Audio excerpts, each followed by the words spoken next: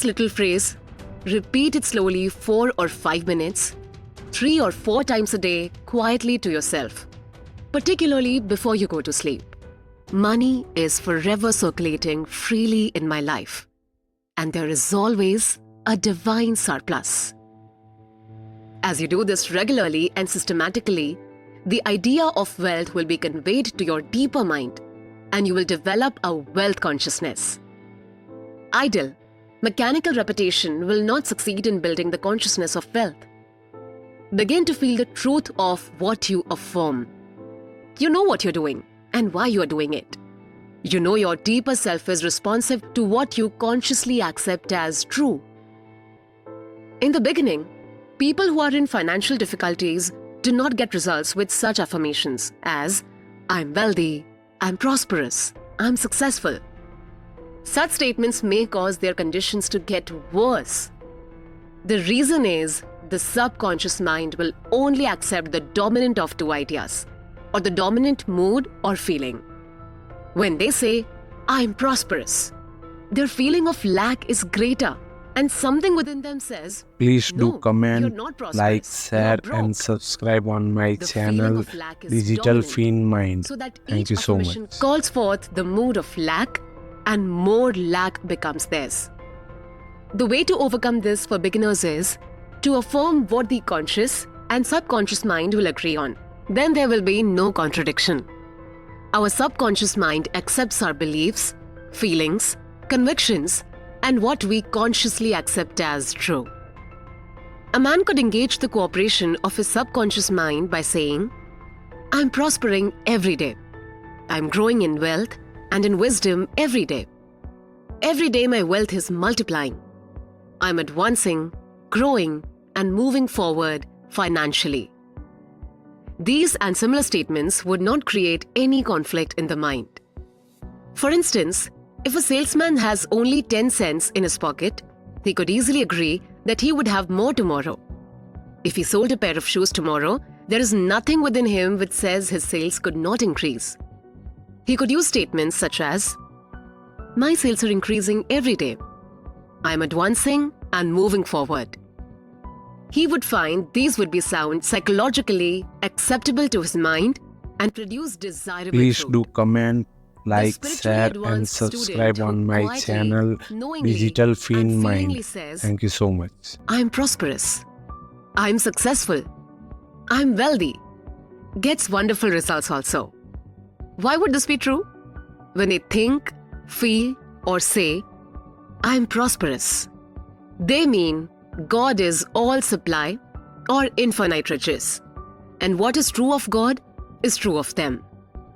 When they say, I'm wealthy, they know God is infinite supply, the inexhaustible treasure house, and what is true of God is, therefore, true of them, for God is within them. Many men get wonderful results by dwelling on 3 abstract ideas such as health, wealth, and success. Health is a divine reality or quality of God. Wealth is of God. It is eternal and endless. Success is of God. God is always successful in all his undertakings. The way they produce remarkable results is to stand before a mirror as they shave and repeat for 5 or 10 minutes, health, wealth, Please do and success. comment, like, share do not and say, subscribe on "I'm my healthy," channel or, Digital "I'm Fiend successful." Mind. Thank you so They much. create no opposition in their minds. They are quiet and relaxed. Thus the mind is receptive and passive. Then they repeat these words. Amazing results follow. All they are doing is identifying with truths that are eternal, changeless, and timeless. You can develop a wealth consciousness. Put the principles enunciated and elaborated on in this book to practice, and your desert will rejoice and blossom as the rose. I worked with a young boy in Australia many years ago who wanted to become a physician and surgeon, but he had no money, nor had he graduated from high school. For expenses, he used to clean out doctors' offices, wash windows, and do odd repair jobs. He told me that every night as he went to sleep, He used to see a diploma on a wall with his name in big, bold letters. He used to clean and shine the diploma Please in do the medical comment, building where he like, worked. share and It subscribe was not on my hard for him to channel engrave the diploma in Digital his Fiend Mind. and develop Thank it you so there. much. I do not know how long he continued this imaging, but it must have been for some months. Results followed as he persisted. One of the doctors took a great liking to this young boy, and after training him in the art of sterilizing instruments, giving hypodermic injections, and other miscellaneous first aid work, he became a technical assistant in his office. The doctor sent him to high school and also to college at his expense. Today, this man is a prominent doctor in Montreal, Canada. He had a dream, a clear image in his mind. His wealth was in his mind. Wealth is your idea, desire, talent, urge for service, capacity to give to mankind, your ability for usefulness to society, and your love for humanity in general. This young boy operated a great law unconsciously. Troward says, having seen the end, you have willed the means to the realization of the end. The end in this boy's case was to be a physician, to imagine, see, and feel the reality of being a doctor now, to live with that idea, sustain it, nourish it, and to love it until through his imagination, it penetrated the layers of the subconscious, becoming a conviction, paved the way to the fulfillment of his dreams. He could have said, I have no education. I do not know the right people.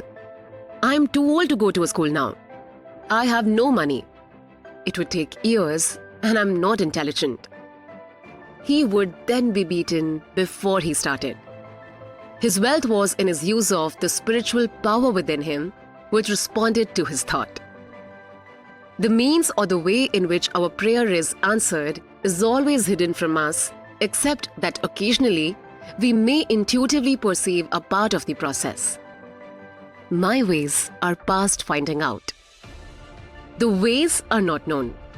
The only thing man has to do is to imagine and accept the end in his mind and leave its unfoldment to the subjective wisdom within. Oftentimes, the question is asked, what should I do after meditating on the end and accepting my desire in consciousness? The answer is simple. You will be compelled to do whatever is necessary for the unfoldment of your ideal.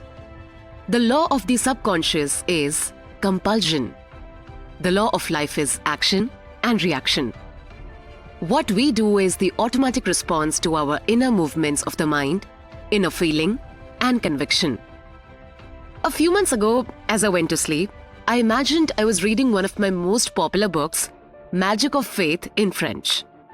I began to realize and imagine this book going into all French-speaking nations. For several weeks, I did this every night, falling asleep with the imaginary French edition of Magic of Faith in my hands. Just before Christmas in 1954, I received a letter from a leading publisher in Paris, France, enclosing a contract drawn up, asking me to sign it, giving him permission to publish and promote abroad to all French-speaking countries the French edition of Magic of Faith. You might ask me, what did I do about the publishing of this book after prayer? I would have to say, nothing. The subjective wisdom took over and brought it to pass in its own way, which was a far better way than any method I could consciously desire. All of our external movements, motions, and actions follow the inner movements of the mind. Inner action precedes all outer action. Whatever steps you take physically, or what you seem to do objectively, will all be a part of a pattern which you were compelled to fulfill. Accepting the end wills the means to the realization of the end. Believe that you have it now, and you shall receive it.